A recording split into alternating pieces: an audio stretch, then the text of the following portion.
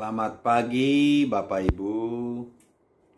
Sebelum kita membaca sebagian daripada firman Tuhan, terlebih dahulu kita minta pertolongan Tuhan untuk menguasai hati dan pikiran kita. Mari kita berdoa. Ya Allah Bapa Surgawi, terima kasih Tuhan atas segala kebaikan Tuhan, pemeliharaan Tuhan di dalam kehidupan kami. Pagi hari ini kami akan membaca firman-Mu ya Tuhan. Tuntun hati dan pikiran kami, biar kami boleh mengerti apa kehendak Tuhan, dan kami dapat lakukan di dalam perjalanan hidup kami.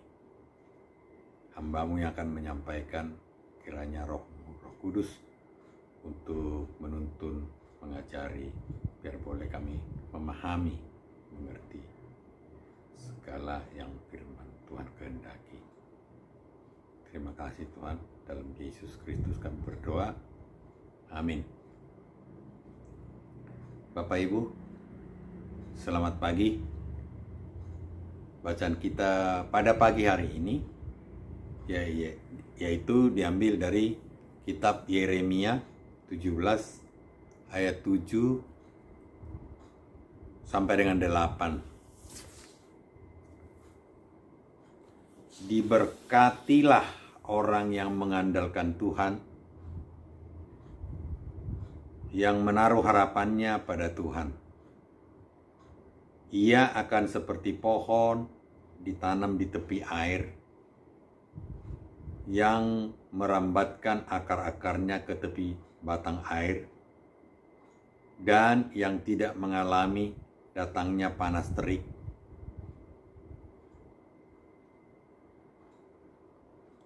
Yang daunnya tetap hijau, yang tidak khawatir dalam tahun kering, dan yang tidak berhenti menghasilkan buah.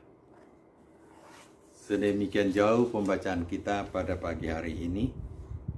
Berbahagialah orang yang mendengarkan firman Tuhan dan yang melakukannya hari lepas hari.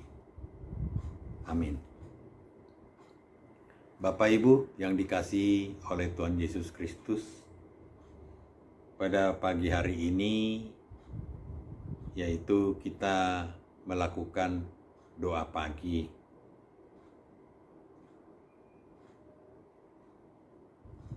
Bacaan kita dengan tema siapa yang diberkati Tuhan.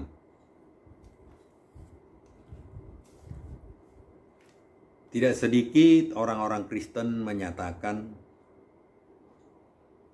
ketika orang lulus dari kuliah, diterima bekerja di satu instansi pemerintah atau swasta, memiliki rumah baru, mobil baru, atau apa saja yang menyenangkan hati, itu dapat dikatakan diberkati Tuhan.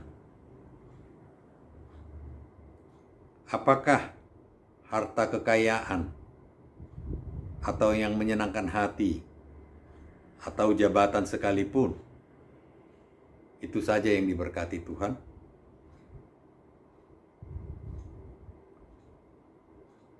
Tentu tidak hanya itu saja yang diberkati Tuhan. Bahkan mulai kita dari janin di dalam rahim ibu kita sudah dapat berkat dari Tuhan, yaitu napas kehidupan dan lain sebagainya. Cara Tuhan memberkati beribu cara. Beribu cara memberkati kita. Dalam hal-hal kesulitan pun kita diberkati Tuhan. Seperti ilustrasi untuk mendapatkan sebuah perhiasan yang sangat indah, gelang, emas, atau cincin, tukang emas akan memproses itu dengan cara melebur emas tadi sampai dia mencair.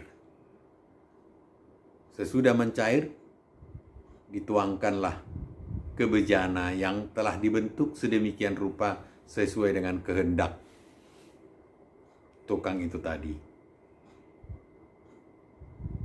Nah, yang dialami oleh benda itu tadi tentu proses yang sangat sulit, mengalami siksaan, digerinda, dipahat, sehingga terbentuklah sesuatu benda atau sesuatu perhiasan yang sangat indah. Nah, begitu juga dalam kehidupan kita yang sering kita tidak sadari bahwa proses kehidupan kita ini kita bisa mengalami sakit, kita mengalami pergumulan, kita mengalami hal-hal kesulitan. Bahkan kadang-kadang kita bisa seperti menyerah, atau katakan seperti Tuhan itu menjauh daripada kita. Sebetulnya itu cara Tuhan untuk membentuk kita. Tuhan tetap memberkati kita.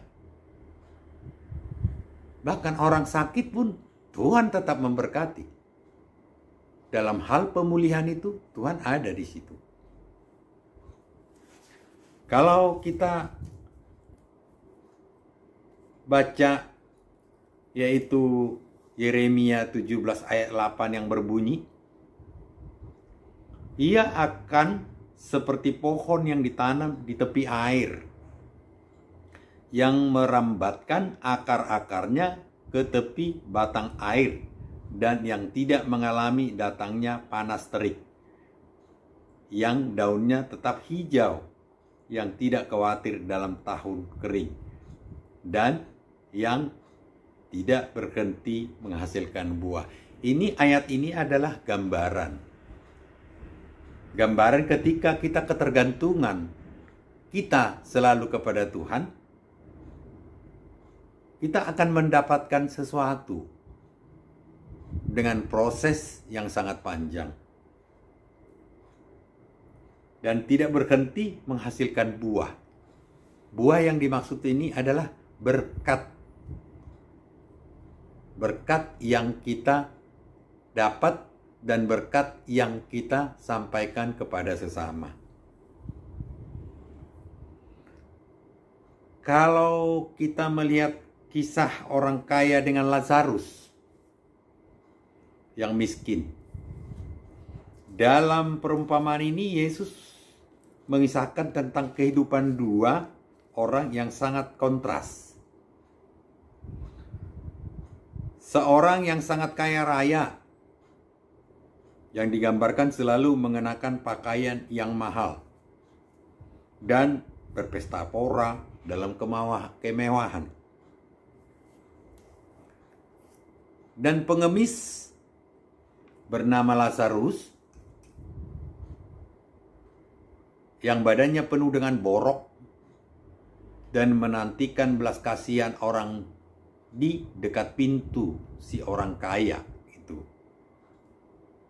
Untuk mengobati kelaparannya, Lazarus hanya mengharapkan sekedar pemberian sisa makanan yang jatuh dari meja si orang kaya. Namun jangankan belas kasihan yang datang menghampiri Lazarus, justru adalah anjing-anjing yang menjilati boroknya. Dari gambaran ini tampak Yesus ingin melukiskan betapa hinanya keadaan si miskin Lazarus di dunia ini. Pada suatu hari,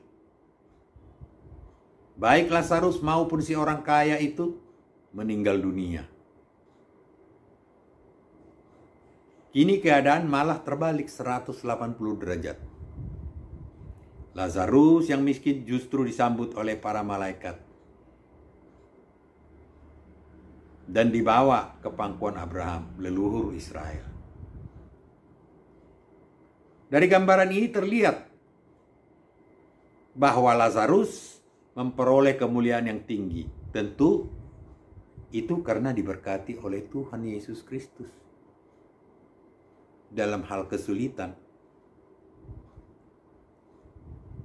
itu yang diberkati oleh Tuhan. Nah, dari sini kita dapat belajar bahwa keberadaan seseorang yang seperti kita lihat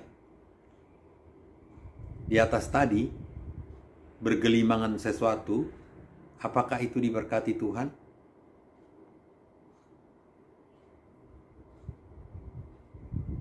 Kalau kita lihat Yeremia 17 ayat 7, dikatakan di sana, diberkatilah orang yang mengandalkan Tuhan, yang menaruh harapannya pada Tuhan. Inilah orang yang diberkati Tuhan. Untuk itu, kita selalu mengandalkan Tuhan di dalam kehidupan kita, baik hal-hal yang menggembirakan, baik juga hal-hal yang dalam kesulitan, pergumulan, kita selalu mengandalkan Tuhan. Tentu kita diberkati. Kiranya renungan yang singkat ini Tuhan memberkati kita sekalian. Amin. Bapak Ibu, mari kita doa syafaat. Ya Tuhan, kami kembali datang ke hadirat-Mu, mengucap syukur dan terima kasih. Kami telah beroleh firman-Mu ya Tuhan. Biarlah firman-Mu ini hidup di dalam perjalanan diri kami hari lepas hari. Kami sebagai anak-anak Tuhan yang selalu merindukan kasih sayang-Mu ya Tuhan. Berkati kami di setiap kegiatan kami, dimanapun kami berada. Berkati kami ya Tuhan di dalam sukacita, baik di dalam hal pergumulan, di dalam aktivitas kami hari lepas hari. Jemaat GKI Pondok Makmur ya Tuhan, hingga saat ini ibadah kami masih selalu memakai teknologi online karena sesuatu hal pergumulan bangsa dan negara COVID-19. Kiranya COVID-19 ini sirna dari kehidupan kami ya Tuhan. Biar kami juga dapat bertemu bersama, memuji, memuliakan nama-Mu di dalam gereja Tuhan. Kami berdoa ya Tuhan untuk jemaat-jemaat yang sedang mengalami sakit. Kiranya Tuhan tetap memberkati, menjamah sakit penyakit dari tubuh jasmani saudara-saudara kami, biar boleh di dalam hal sukacita untuk bertemu dengan saudara-saudara yang seiman. Biar juga dalam sukacita melakukan aktivitas kesehariannya. Berdoa untuk komisi, senior, pemuda, remaja, anak-anak, dewasa. Kami berdoa ya Tuhan. Biarlah Tuhan menuntun dalam kegiatan ibadah untuk hari-hari yang akan datang. Kami juga berdoa untuk bangsa dan negara kami, dari pimpinan yang paling tinggi sampai yang terendah. Biarlah Tuhan memberikan hikmat kepada mereka. Biar boleh mereka melakukan tugas dan tanggung jawabnya sebagai pemimpin di dalam negara Republik Indonesia ini untuk demi kemakmuran bangsa dan negara. Terima kasih Tuhan, ampuni dosa dan kesalahan kami, biar kami juga layak di hadapan Tuhan menerima berkat-berkat yang Tuhan akan sampaikan kepada kami satu persatu. Terima kasih Tuhan, doa yang kurang sempurna ini kiranya kami alaskan di dalam nama anak-Mu, Tuhan Yesus Kristus yang mengajar kami berdoa. Terima kasih Tuhan. Dalam Yesus kami berdoa. Amin. Ibadah kita telah usai. Mari kita akhiri ibadah kita ini. Mari kita berdoa. Bapa, kami kembali juga mengucapkan terima kasih karena Tuhan tuntun ibadah kami ini dari awal, pertengahan hingga akhir dengan berjalan dengan baik. Kami akan akhiri ibadah ini. Kami akan kembali ke kehidupan kami hari lepas hari. Terima kasih Tuhan, terima kasih.